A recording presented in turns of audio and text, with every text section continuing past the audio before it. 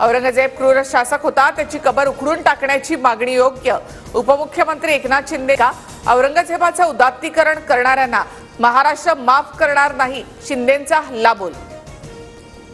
औरंगजेबाची कबर हटवण्यासाठी पुणे आणि छत्रपती संभाजीनगरमध्ये विश्व हिंदू परिषदेची आंदोलनं, तर औरंगजेबाची प्रतिकात्मक कबर आणत कोल्हापूरमध्ये बजरंग दल रस्त्यावर.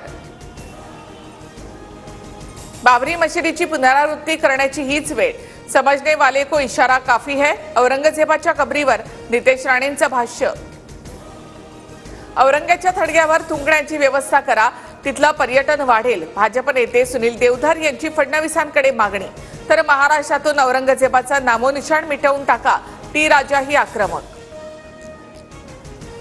प्रशांत कोरटकरच्या जामीन अर्जावर उद्या फैसला. कोरटकर काही वरिष्ठ पोलीस अधिकाऱ्यांच्या संपर्कात, मोबाईलमधला डेटाही डिलीट केला. वकील असीम सरोदे यांचा मोठा आरोप.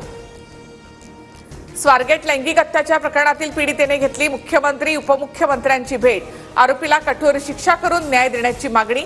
पीडित तरुणी आणि वकील सरोदे पत्रकार परिषद घेण्याची शक्यता. माझ्या संपूर्ण आयुष्यावर शिवचरित्राचा प्रभाव, त्यामुळे झटपट यशासाठी कुठलाही शॉर्टकट घ्यावासा वाटत नाही. राज ठाकरे यांची पोस्ट.